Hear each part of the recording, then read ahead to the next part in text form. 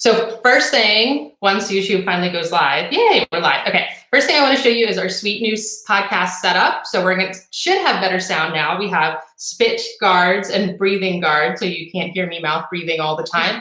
Isis also has this sweet new setup. Yeah, very fancy. It's barely held onto her desk though, so if it collapses during the recording, yeah, it's hanging on by a thread.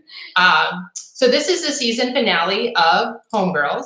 It is episode 10, Crawl Spaces. Yes. And we're going to start out by listening to a video about our good friend, P22. And who is P22? Shall we find out? Yeah, let's find out. Let's find out who P22 is. All right. I love P22. Yeah. Hollywood Hills' most famous big cat is roaming free again after hiding out in a Los Feliz mansion. The mountain lion, known as P22, was found yesterday in the home's crawl space. CBS 2's Cara Finstrom is live in Los Feliz with new information on P22. Cara? Well, wildlife officials say they don't think P22 was ever looking to make himself permanently at home here. They think he was roaming, looking for food or possibly even for a mate. And they say today they got the best possible news for him. It's gone. He took off in the middle of the night. Fish and wildlife officials say celebrity mountain lion P22 has moved on his own. These images were taken yesterday after some very startled home security technicians stumbled upon the huge cat hunkered down in a crawl space beneath a Los Feliz home. This house is under construction, so this cat has probably been coming around the area for quite some time. For hours last night, wildlife officials prodded P22 with a stick, then shot tennis balls and beanbags trying to coax him out. Ultimately, they left, hoping with quiet, in the cloak of night, the nocturnal mountain lion would head out too.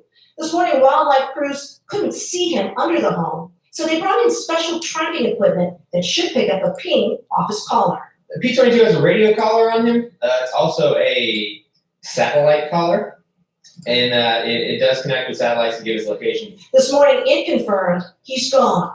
The homeowners say they've never heard a peep from their house guests. They have 3 other cats and affectionately dubbed him their 4th. Sometimes they go out on our balconies, and I thought, oh, good golly, what if the big cat would have spotted them or something?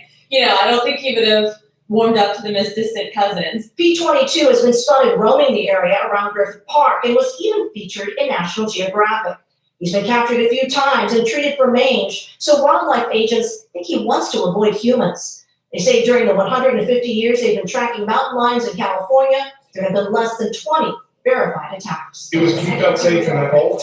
But once everyone took off last night, the lion removed himself and probably went back to his natural habitat. Now, as far as whether P22 might try to come back, officials say they have sealed off the area that he entered through, and they also say he was uncomfortable enough here last night that they don't think he's going to want to come back. Reporting here live from Los Feliz, Cara Finstrom, CBS 2 News. Poor P22. I know. I can't believe they were throwing stuff at him. They poked him with a stick. And then said he was just looking for a girlfriend. I know. So if you didn't catch completely what happened there, P22 is a mountain lion in Southern California who crawled into someone's crawl space and was spending the night when these really rude wildlife officials came and began poking him with a stick and throwing tennis balls at him. Yeah. And as it turned out, they offended him so much that P22 left. I would have left too. Yeah, I'd be like, peace out, Girl Scout, Yeah. right? I mean, also P22 is super famous, apparently. He was on National Geographic. I know. When they said that, I was like, what? They didn't know him? I know. He's like, of all the cats to crawl into a crawl space, it has to be the famous P22. Yeah. So anyway, he looks really cute and cuddly, although I'm sure he's not. Yeah. Maybe don't approach P22 if you meet him in person. But for a full play-by-play of that, we're actually going to post the video of that newscast on our blog. Yeah. Yeah, so you can enjoy. It's actually really sad. I'm sorry. Yeah. It's really upsetting to watch them lob tennis balls at that cat. I know. So, and he had mange. Just okay, he's gone. Yeah, I just poor P22. I know. Well, on that note, hi, I'm Mary. And I'm Isis. And we're the Homegirls. Today we're talking about, you probably guessed it, crawl spaces. We're not talking about P22. No. We're not talking about mountain lions. We're talking about crawl spaces. But actually, I need to tell you something, Isis. Oh, okay. Yeah, before we talk about crawl spaces, I need to do a follow-up from our last podcast on infrared scans. Oh, okay, cool. Remember how I said the infrared technology the Predator was using was not anywhere near what real infrared technology is? Yes. Well, I was wrong. Oh, really? Yeah, so Chris and I went back and watched The Predator, the 1987 Arnold version. Holds up really well, by the way. The only thing that doesn't hold up is when the Predator's invisible, he looks really weird and flat. But Oh. yeah, so anyway, the infrared technology, so the people who filmed the movie went to the Defense Department and watched their infrared technology, basically. Oh, wow. Yeah, so they based the Predator's vision on what they actually saw at the Department of Defense. That's crazy. Yeah, so it's a little more accurate than I thought. I guess we just assumed that it was inaccurate because it looks nothing like modern infrared. Okay. Also, the infrared technology that the Defense Department would have been using in the 80s and would still be using today is probably a lot more high tech than what we're using to scan houses. Yeah. Yeah. So that's my Predator update. Nice. Have you watched The Predator yet? I know I watched it when I was younger, but I haven't seen it. You need to go. That's what you're gonna do. I'm gonna tell Ernest. Yes. For those of you that are listening, we're like one day out from massive quarantine. If you're listening to this in the future, you know what I'm talking about. If you're listening to this in the present, you definitely know what I'm talking about. For sure. ECs, what are you gonna watch when you're in quarantine? I'm probably gonna play video games at home. And watch The Predator. Oh, watch The Predator. I'm over here like You ruined every joke. I'm so bad. I'm sorry, guys. I'm Just terrible at cues, ladies and gentlemen. Terrible at cues. I am. ECs, what are you going to do in quarantine? I'm gonna watch The Predator. Yes, ECs is gonna watch The Predator. All right, back to crawl spaces. We've chatted briefly about crawl spaces before, but I want to do a quick definition as a refresher. You can have a crawl space in one or two ways. You can have a raised home, block and beam, or pier and beam, or you can have a half basement, half crawl space, which is called a partial basement foundation. The crawl space itself is an open, unfinished area underneath the home. If you have a slab foundation, ECs, do you have a crawl space? No. No, that's right. She picked up on that one. Yes. I know, right. So if you have a slab foundation, you do not have a crawl space. If you have a finished basement, you do not have a crawl space. Some crawl spaces are insulated and encapsulated, but that does not make them a basement. Yeah. And we'll talk about encapsulated, or you'll talk about, ECs will talk about encapsulated crawl spaces. This is very confusing, isn't it? It is. Yeah, so let's break that down again. If you have a slab home, crawl space or no crawl space? No crawl space. If you have a fully finished basement, crawl space or no crawl space? No. No crawl space. If you have half a basement, half a scary pit where you put your Christmas decorations, do you have crawl space? Yes. Yes. Yes. If you have an unfinished part underneath your home that is either closed off or open, do you have a crawl space? Yes. Yes. Boom. There we go. That was the entire podcast. That's it. We're done. See you in 6 weeks. All right. So, yes, like we said, ECs is going to talk more about encapsulation and insulation in her section. But first, the very brief history of crawl spaces. Let's get it. Yeah, it's brief, people. I'm trying to research the history of crawl spaces, and all I get is the history of basements. I don't want the history of basements. Yeah, we don't do basements here. Yeah, we don't do basements. We're not about that life here in Houston. So if you recall, we talked about in the foundation section about pier and beam homes from the Victorian era to the Second World War, and how they were raised to keep homes above water and allow for ventilation underneath, right? Yeah. So that area between the ground and the raised home became known as a crawl space. And essentially, between the Victorian era and the Second World War, it was basically a forgotten place underneath the home.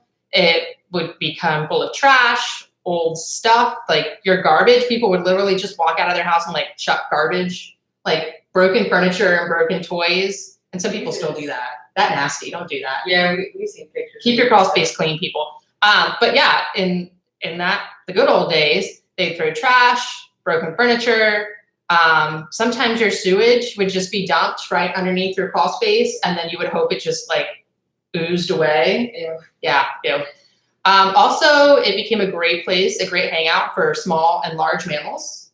like P22. Yeah, that makes sense. Snakes, bugs, rats, all sorts of fun things.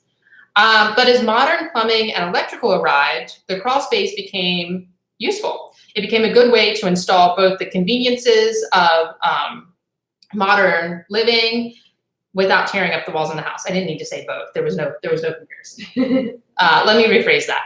So basically, you have these houses in the Victorian age. Most of them are not going to have electrical or plumbing in the early Victorian age. I'm talking like 1850s, 1860s, 1870s. In the 1880s and 1890s, you start to see the arrival of water. So they realized the crawl space is a great way to install those water pipes without ripping the walls up. Okay. Because you can just install them underneath the house. Yeah, that makes sense. Same with electrical. As you get to the turn of the century and more people are getting electrical installed in their home, the crawl space again becomes a good way to run wire without having to worry about ripping up the walls. Okay. Cool beans. Cool beans. So at first, when you had homes with crawl space, they might be covered with ornamental gating or brick, sometimes stone. In poor communities, the crawl space would be left open. So a lot of times at these shotgun houses you see in New Orleans or even the Third Ward in Texas, in these poor, predominantly African-American communities, these crawl spaces would just be left open. Oh, okay. And how the Victorians differentiated themselves was the wealthier parts of the neighborhood would cover up their crawl spaces. The poor parts tended to keep them open. Okay. Yeah. America. Rude. Yeah. Now, joke's on them because it was discovered later that enclosing your crawl space and trying to keep it closed up is a really bad idea. Yeah. Yeah. So, rich people. Yeah, they got it coming. Yeah, they got it coming. Obviously, crawl spaces still exist, right? They're kind of a blessing and a curse for the modern homeowner as we've added more and more modern appliances to the home. The reality is when you had a crawl space at the turn of the century with no AC, that air coming up through your floor was great. Now it's kind of, your house is just leaking. It's impossible to like cool or heat, basically. All that air is just leaking out through your floor. In Houston, you'll find homes with crawl spaces tend to be older, although that trend is changing as flooding becomes more common occurrence. So they're now building modern homes, like new builds with crawl spaces that are better insulated. So you don't have the issues of, heat and cooling, leaking out and bugs and stuff. So especially if you go to Bel Air, a lot of those homes are actually crawl spaces, but they're like a fancy hidden type of crawl space. Yeah, that makes sense. Yeah. Bel Air floods really bad. Oh yeah. Blood air? What? Flood air. Con Air? Bel Air floods, people. Wow. I used to live there. I know. Yes. It's like I just forget how to talk every time I do this podcast. It happens. If you're from Houston, you'll know that Lake City, Kemah, parts of Clear Lake, and Galveston, crawl spaces are way more common. Yeah, for sure. They're in evacuation zone 1 for hurricanes, and they really do expect high water no matter what, basically. Yeah, that's really brief. Oh, I mean, wow. the history of the crawl space is nice and easy. Yeah. I'm gonna pass it over to Isis. Tell us about these encapsulated crawl spaces. Okay, so at first it was really hard to find information because at first I was just searching for like insulated crawl spaces, but it led me to encapsulation. So according to Green Garage, which is like this website I found, I'll put it in the blog, ignoring the conditions of your crawl space can lead to adverse effects with your indoor air quality. So up to 50% of what you breathe inside your home can come from your crawl space. So when you take time to encapsulate it, then it becomes easier to keep it as dry and clean as possible. And this prevents the growth of mold or mildew while also resisting pest infestations if it's installed right. That's always the if. So I'm going to talk about the pros and cons, and we'll start with the pros. So encapsulating your crawl space helps reduce moisture problems that occur in the crawl space. Humidity is something that can be a big concern to homes during every season. So if there's too much moisture in the indoor environment, then it's making it easy for mold, mildew, and fungus to grow. And high humidity levels, I can't say humidity, high humidity levels can also attract pest infestations. Yes, especially termites. Yeah, especially termites. So cross space insulation allows for waterproofing and proper ventilation to make sure that high moisture can dissipate and reduce the risk of health hazards developing down there. Another pro is that it can help control pest infestation. So an encapsulated crawl space can give your home a shield against like termites. And if you have a layer to protect your home, it can potentially protect it from a termite infestation if it's installed correctly. That's always the like asterisk, isn't it? Everything we talk about is like, this is great, but only if it's done right. And then it's never done right. Yeah, because Ever. it's like, how are you supposed to know it's done right? Yeah. So it goes wrong, and you're like, dang it. Crap, it wasn't done right. Yeah. So if it's installed right, it can stop them before they actually like get into your house. Another pro is that it will reduce heating costs apparently. So the sealing process will work to reduce your heating and cooling costs over the lifetime of the product. The area creates its own form of insulation when you leave it sealed, and it'll protect the heat inside your home from the cold ground during winter months and like during summer months, the opposite.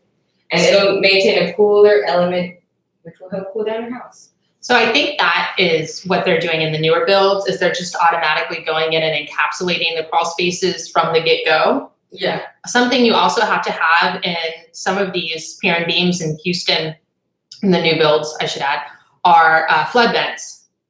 And a flood vent is not, did you already talk about vents in crawl space? You're about to talk about vents. Okay. A flood vent is not the same as the vent ECS is about to talk about. That made no sense, but you'll figure it out. It'll make sense when she talks about it. Okay. You are going to talk about vents, right? I don't know. I don't remember. Are you not going to talk about vents? You can talk about it. I'm not sure. So, okay, just know that when she talks, if she talks about vents, I know I'm talking about vents. Yeah. One of us is talking about vents. It is different than a flood vent. A flood vent is just to help water drain through a crawl space, because if they didn't have those flood vents, then if you have an encapsulated crawl space, the water would rise and rise and rise and go flood your neighbors. Oh my God. Yeah, Okay. so the flood vent allows the water to move through the bottom of that crawl space and keeps it from building up and flooding everyone else. Okay. Yeah, sorry. So basically having an uninsulated crawl space can cause humidity problems and could eventually cause the crawl space to just collapse. Yeah. Into the house. Yeah, not good. So now I'll talk about the cons about encapsulated crawl spaces. So many homes survive with minimal problems without going through the expense and labor of doing this, but it can be kind of pricey.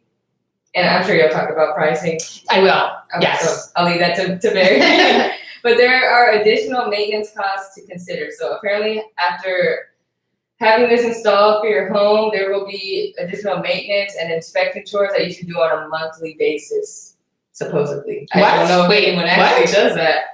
Wait, highlight that. This is like to maintain. A monthly basis? That's what it said. That's what it said on the website. I'll link it in the blog. Okay, and maybe that just means like open your hatch and make sure nothing has moved in. Yeah, like I don't think it means anything like crazy. Maybe just making sure it's good down there. Huh. So, and then another con about having this is that you might need to upgrade your HVAC system. And this is because once you finish insulating the crawl space, there will be less air movement occurring throughout the home. And when there's lack of air insulation for your HVAC system, then a combustion-based furnace or heater won't be able to run properly. I believe it. Yeah. Yeah.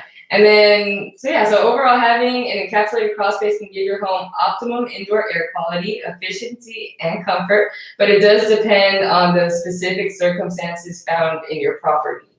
Because of the price and how it could reduce humidity levels to a region where it's too dry, you should definitely consult a professional to see if it's worth having. Because apparently some places, like, depending on the area you live in, the environment, it might not even be worth it. Yeah, and especially the shape of your house too, because some houses have crawl spaces where the grading is different and all this other stuff. Did you talk about what an encapsulated crawl space looks like? No. Okay. I'll talk about that then. Okay, Cool. Yeah. Well, awesome. Cool. All Yes. right. So let's talk about the crawl space in the modern home. First, I want to do a quick review. What is a pier and beam and what is a block and beam? I feel like we just jumped in and like just assumed that you listened to our foundation episode. Yeah. Which if you didn't, go back and listen to it. I can't remember which episode number it is, but it's in there. Yeah. Yes. Yeah. So a pier and beam foundation Maybe I should just tell you what a slab is. Oh yeah. A slab foundation is just poured concrete and the house is built directly on that concrete. There is no space between the house and the ground. Yeah, and we'll put pictures. What? We'll put pictures in the blog. Yes, we'll put pictures. A basement foundation is the foundation's actually the basement, but we don't talk about that much because we don't have those here. Yeah. So the pier and beam foundation is where you have what's called a concrete pier that is sunk into the ground, and then out of that comes a column. So if you've ever seen a beach house on stilts, that is a pier and beam foundation. Yeah. Now, here in the city of Houston, our houses are not that high. So they're not as high as beach houses you'll see in Galveston or, Yeah, they're beach houses in general. super tall. Yeah. Yes. Here in Houston, the pier and beam foundation might only be like 1 foot to 5 feet. Yeah, it's not that tall. Yeah. Some are even smaller. Some are just inches. Yeah. But essentially what it means is your house is raised up off the ground. So the floor of your house is never touching your ground. The ground.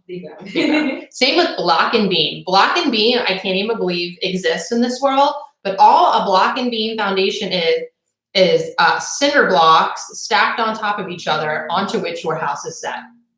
That sounds sketchy. And that is a legit thing here in Houston. Oh my God. And that is why after every hurricane, there are houses that are like completely turned over, because when the hurricanes happen, those block and beam foundations are the first ones to slide off their foundation. Yeah, that doesn't sound good. So now that we kind of know what that is, any space between the floor of the home and the ground is called the crawl space. Yes. All right? That is what we're talking about here. I feel like we didn't make that clear enough. Yeah. It's clear enough now. Yeah, it You is think clear. so? You think so? Okay. So, benefit of the crawl space, it works well if you have a slope lot. It's good for flood prone areas. Good access for HVAC, plumbing, and electrical. So if you're a house flipper, buying a home with a crawl space will save you a lot of time and money because you don't have to break up the slab. Yeah. The termite inspection is easier because they can see underneath the house. The crawl space can be used as storage if it's properly encapsulated. Okay. Yeah. Makes sense. And I found this, I don't know if I believe it. Apparently crawl spaces make a house more comfortable for walking and standing. Oh, Yeah. interesting. Yeah. Why do you think that is? I wonder why. Yeah. I'm not sure why. I almost wonder if, because when you walk on a slab, if you're walking on the concrete directly, whereas with like a pier and beam, you have kind of like a cushiony, more elevated. Yeah, maybe. I feel like that's a reach. I think that makes sense. It makes sense. sense. That could be it. Yeah. I mean, I don't think it's wrong per se. Yeah. So, It's a good theory. it's a good hypothesis. Yes. Disadvantage of a crawl space: construction can take longer, less energy efficient than a slab, because as we've said many times, when you have that space between the ground and the floor, air is going to flow through there and come up through the floor, especially if you have an older home. Yeah. It's susceptible to mold and moisture damage, and animals like our friend P22 love to live in crawl spaces. Good old P22. I hope he's doing well. I hope he's okay. I hope P22, if you're listening, I hope you're doing well, man. Yeah, I hope you're living your best life. I hope you found that mate. I know. I hope you found her. I mean, you deserve the best. Yes, he does. So there's two types of crawl spaces, and EC has touched on one, the encapsulated one. Yes. They can be visible. Crawl space 1 is visible. Crawl space 2 is non-visible or closed, and then closed crawl spaces are broken down into further categories of vented and unvented closed crawl space. Okay. Does that make sense? Yeah. Okay. So, what makes up a crawl space? No two crawl spaces are the same. First of all, don't ever assume that if you have a crawl space, your neighbor's crawl space is going to look like yours. Yeah. For the visible crawl spaces, you have a visible dirt floor, visible beams coming up from the ground, visible electrical, visible plumbing, and occasionally the underside of the home may be insulated just to keep that hot air from coming into the home. That's not always the case though. If you have a non-visible crawl space, it may be dirt or it could be covered if it's insulated. Okay. Beams may be visible or covered if it's insulated. Insulation on the underside of the house will be present in a non-visible crawl space. The floors and the walls may be covered with a vapor barrier if it's insulated. Yeah. And it can be used as storage. So I feel like that was a lot. That was a lot of information. Yeah, that was a lot of information. Those crawl spaces are way more confusing than they should be, I feel like. Yeah, and you wouldn't think that they would be. Yeah, They it seem- seems very straightforward. Yeah. The space underneath my house. So basically, when the crawl space is not visible and it's closed, it's called encapsulated, and that's what EC's just talked about. Yeah. So a non-visible closed crawl space is encapsulated. Yes. If you were not confused enough already. So let's talk about the vented crawl space. A vented crawl space is a closed crawl space that has vents. So you recall I was talking about flood vents. I thought you were going to talk about vents. Yeah. I'm going to talk about vents. Yeah. So this is the closed crawl space, but it has vents. So it's not encapsulated like EC was talking about. Yeah. If you, like I said, if you're not confused enough already, just whatever, follow along. So the idea with the vent was that people thought houses needed to breathe. Spoiler alert, houses don't have a respiratory system. That is true. Yeah, they don't need to breathe. These are facts, yes. A crawl space doesn't need air coming into it, because what happens when air comes into the closed crawl space, it gets weird. It gets weird quick. Okay, bad things. Yeah, bad things start happening really quick. And bear with me, this is going to be a little confusing. When you have a humid environment, like here, Yes.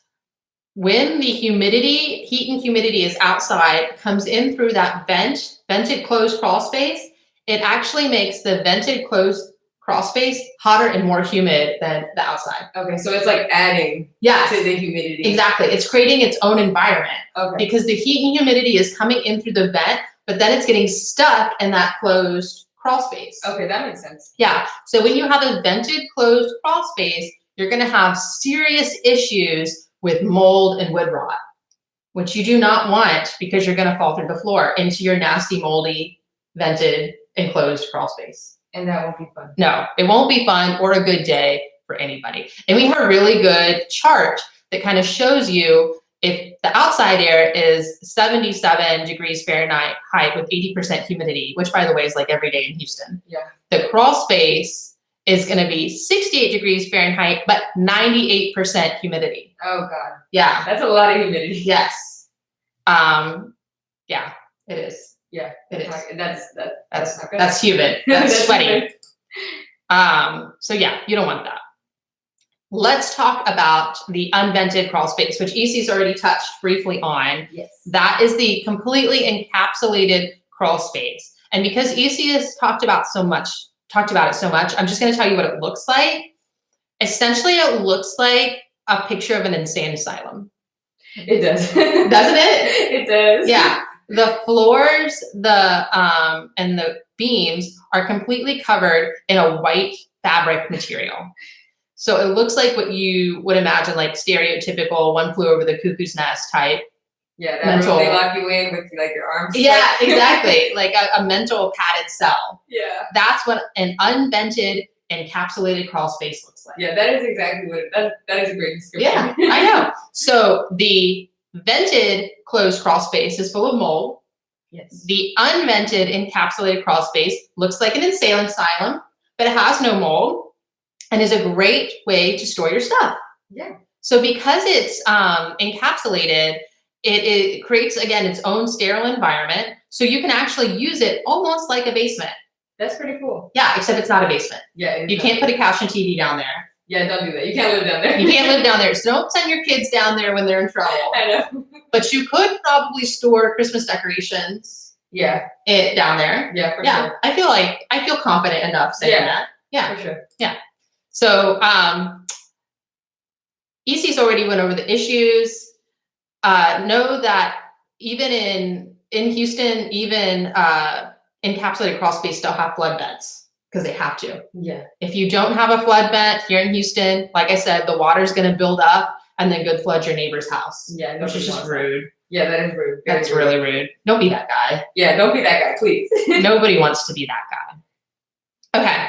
So let's talk about electrical in a crawl space real quick. It's perfectly normal for a house with a crawl space to be wired for electrical through the crawl space. So that means the main wiring is done in the crawl space, and then the wires being threaded up into the walls of the home through the crawl space. Oh, okay. Now, just because we like to be crazy here, some homes with crawl spaces are being wired through the attic and the crawl space. Oh, wow. And some are just a crawl space. So, Yeah, that's weird. Yeah. Now, the wires should be attached to the floor joist in either a parallel or perpendicular fashion. What does that even mean? And what is a floor joist? So when you crawl underneath the crawl space and you look up, you're going to see the beams of the home. Yeah. And in between the beams of the home is going to be like indents, right? Where the floor is then laid on top. Yeah. You know what I'm talking about. Yeah, I know. Yeah. So those beams that you see, if you were to crawl underneath the crawl space and then lay on your back and look up, which is just gross, don't do that. Mm-hmm. But if you were to do that, you would see those beams, and those are the floor joist. So when you're doing electrical in a crawl space, the wires have to be attached to the floor joist, or you'll just have wires hanging down into your crawl space, Okay. which is a health and safety hazard. For sure. You don't want live wires touching water. And when you're crawling into your crawl space, you don't want to be touching. Yeah, that's a disaster waiting to happen. Exactly. The wires should be connected with insulated staples. Normal electrical staples will rust in the crawl space. Okay. Because it's exposed to the elements. Yeah. In most cases. Yeah. Unless it's encapsulated. Like I said, it's confusing people. Yeah. It's confusing. The wires should never be on the ground for obvious reasons. And we'll post pictures so you know what we're talking about. Yes. Let's talk about plumbing. So like electrical, it's perfectly safe and normal for the plumbing to be run through the crawl space into the home. So that means they put the plumbing together underneath the house and then ran it through the walls. Okay. It's great for repairs too. I mean, they're not threading plumbing through the walls like you thread a wire, because it doesn't work like that. No. But it does give you better access to the plumbing. Yeah. If the crawl space is open or if it is vented, the plumbing should be checked regularly for damage related to exposure. Maybe that's the once a month inspection. Yeah. Yeah, that makes sense. Yeah. That's a maintenance cost right there. If your plumbing is leaking, that means it could mean anything. It could be water is leaking under your house or sewage. Ew. Yeah, and the sewage is gross. The water, however, leaking under your house will attract termites. Yeah, definitely. Yeah, so you want to make sure your plumbing is in good shape and be checking that regularly if you have an open or vented crawl space. And we'll post pictures of that as well, don't worry. And we also have a great YouTube video that we'll post on the blog of Chris going into a crawl space and having someone flush the toilet, and then you can see the toilet just draining into the crawl space. Yeah, I've seen it. It's gross. Yes, it's pretty gross.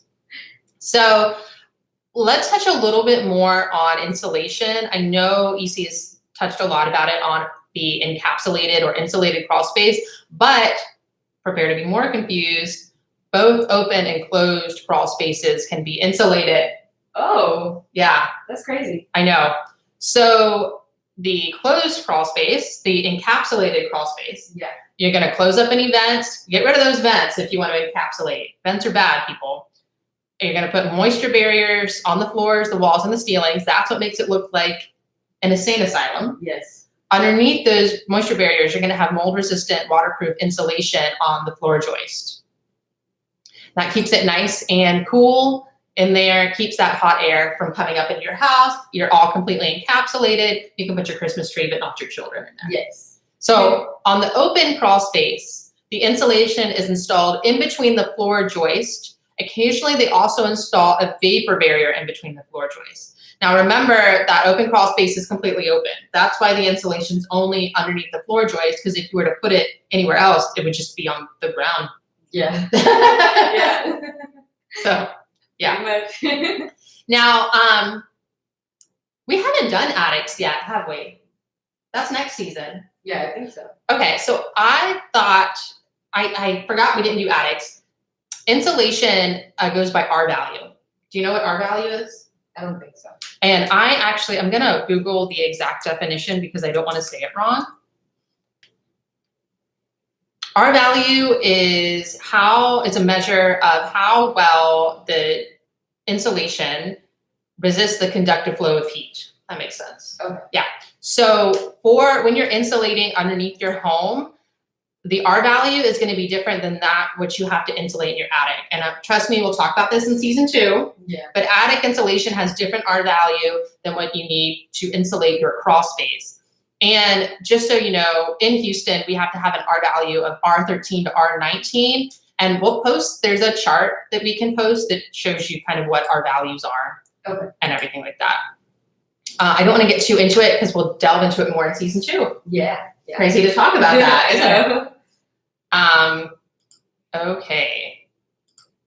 Now, grading. And I'm not talking about A, B, C, D. Yeah. Yeah. Not that type of grading. We're not talking about that. Grading is how the home is sloped to drain water away from the home.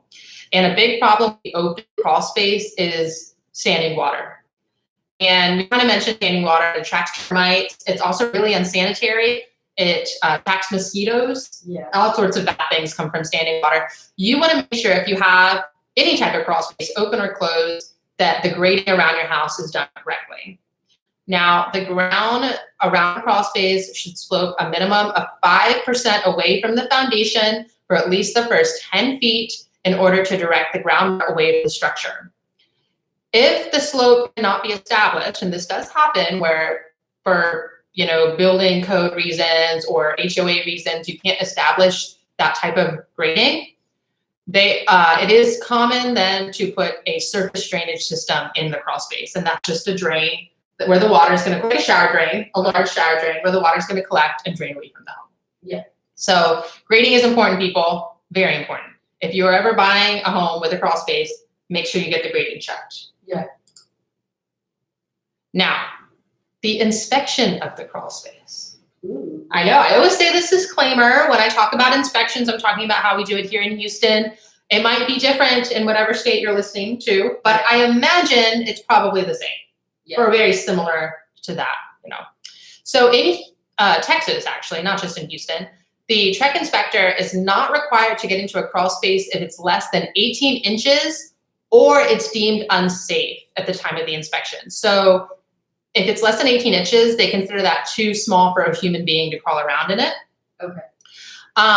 And what does deemed unsafe mean? Essentially, if the home inspector looks in the hatch or looks under the house and they see any or all of these: standing water, exposed wiring, evidence of live animals, or if it's too full of junk, because even today, people still throw trash underneath their crawl space. It's not a trash can. It's not a trash can. Don't do that. That's what the trash is for. Put it on your curb, not under your house. I know. So yeah, if the home inspector looks into the crawl space and sees any or all of those things, they do not have to get in. They would mark uninspected, deficient, not able to access on the report. If the inspector can get into the crawl space, however, they're required to note the following: if there's ventilation, the presence of electrical, the presence of plumbing, the presence of insulation, evidence of any animals, and evidence of any water penetration. Okay. That's what's required to be noted.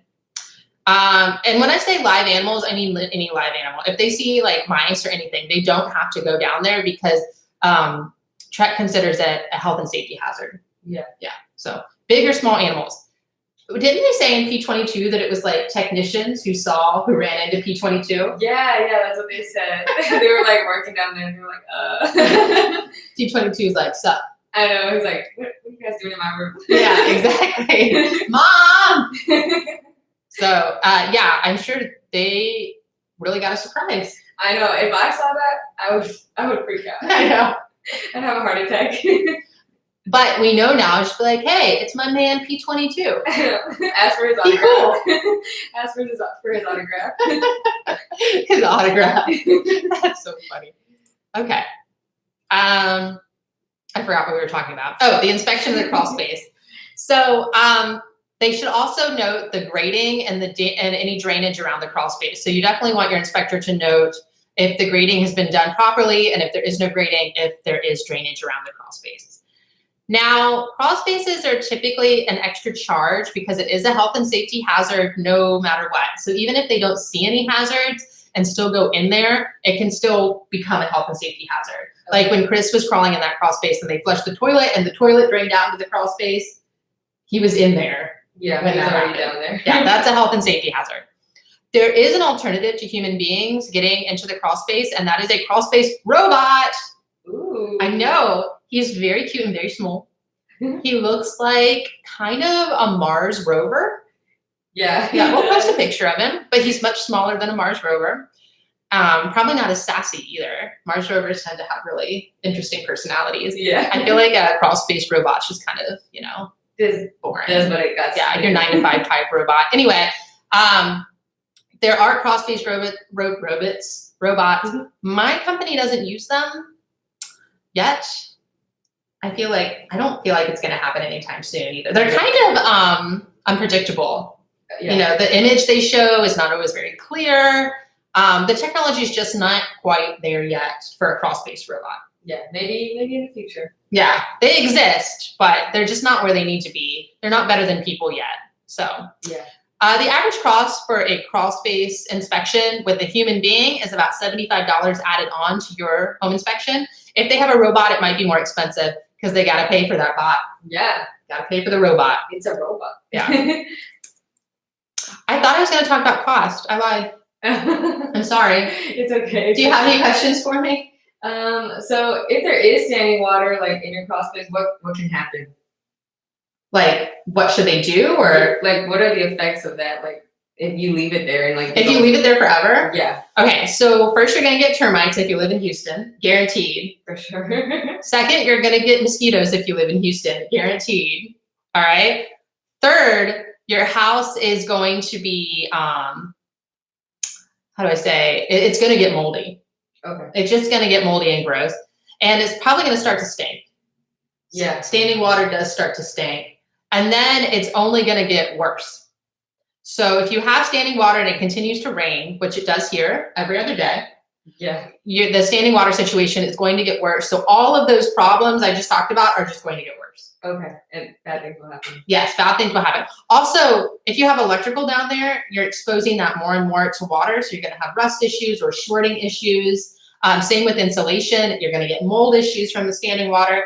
And even with plumbing, especially if you have galvanized piping, you can really have some issues there with standing water. Okay. So. Cool. And would you say that insulating a crawl space is worth it? I think it depends where you live. Yeah. I think if you have an open crawl space that's never had any real issues, and we do have those in Houston, as long as you're maintaining it properly, your open crawl space should be just fine. Okay. But the key there is maintaining it properly. Yeah, and if you want to maintain. Yeah. The encapsulated one is a little bit more maintenance, and that you need to take better care of it. But it can save you a lot of money on heat and electrical bills. So, there's pros and cons to both. I wouldn't say one is better than the other. I would just say it depends on your personal preference, but also on how your house is constructed. Because some pier and beam homes are just not constructed for encapsulated crawl spaces. Okay, cool. Okay, yeah. That was it. Mhm. That was it. Wow. I think then it's time for credits. Is it time for credits? It's time for credit. First, let's talk about intro or music credit. Oh, excuse me, the intro. The intro was the video of P22, Yes. and we'll have that up on On the blog. the blog. That was a live newscast on P22. Yeah. It's Yeah. really it's Yeah, a really couple fun. years old, but it happened. The music credit is Kevin MacLeod in Comtech. The source credit is, for some reason, not showing up at all. So we'll get back to you on the source credit. It'll be on the blog. All the links will be there. All the links will be on the blog. Yeah, I apologize for that. When I got locked out of my script, and EC sent me my script, and it came all jumbled like that. Oh. Yeah. So, meanwhile, check us out on YouTube at A Action Home Inspection Group Houston, on Facebook, and on Instagram at HomeInspector_Texas. And I want to say that's it for season 1. That's crazy. I know, we've survived. I know. We survived. So our computer died. Yep. The microphone died. Mhm. We had a flu outbreak. We had a flu outbreak. Yeah. And then the world came to an end. I know. That's where we're at. Which right is now. actually happening live as we're recording. The world is ending around I us. know. We were like, we need to get this done. So for those of you who are in quarantine listening to this in real time, we sympathize with you. We hope this gave you an hour off from that stress of insanity happening around us. Sure. We also want to thank all of our loyal followers on Apple Podcasts, Stitcher, and Spotify. Yes, thank you for listening. By the way, I looked at our reviews on Apple Podcasts, and they're good. Oh, that's Yeah, so cool. people I need to love go look. I need to look. I haven't seen them. There's only 2, but they're good. But, hey, 2 is better than nothing. 2 is better than nothing. I also want to thank everyone who watched us on Facebook Live, YouTube Live, and Instagram Live, and who commented. We really appreciate you watching us. We're sorry for the awkward camera angle. We hope you enjoy our double chins at this camera angle. Hopefully we'll get a better setup. I'm not going to guarantee it. Yeah, we're doing our best. We're doing our best. We're going to do our best. We're going to be back in 6 to 8 weeks as long as the world doesn't really end. Yeah, as long as we're live. We don't know what's happening.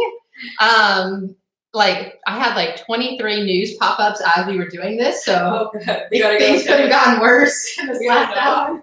We don't know. So we hope to be back in 6 to 8 weeks. Thank you so much for listening, and we'll chat with you in season 2. We'll see you there. Yeah. Whew. All right. Thanks so much for everyone who's on Instagram and Facebook. Like I just said, we really appreciate you guys taking the time to watch us and listen to us. And yeah, it's been fun. yeah. And the big thing is stay safe out there. Wash your hands. Don't touch your face. 6 feet. 6 feet. Yeah, we totally broke that rule. Don't tell anybody, even though we just posted it on social media for everyone to see. Yeah, stay safe, and hopefully we'll see you in 6 to 8 weeks. Yeah. All right. I think that's it. See ya. Let's try to end everything awkwardly. Click all the buttons. I know. And stream. Yes.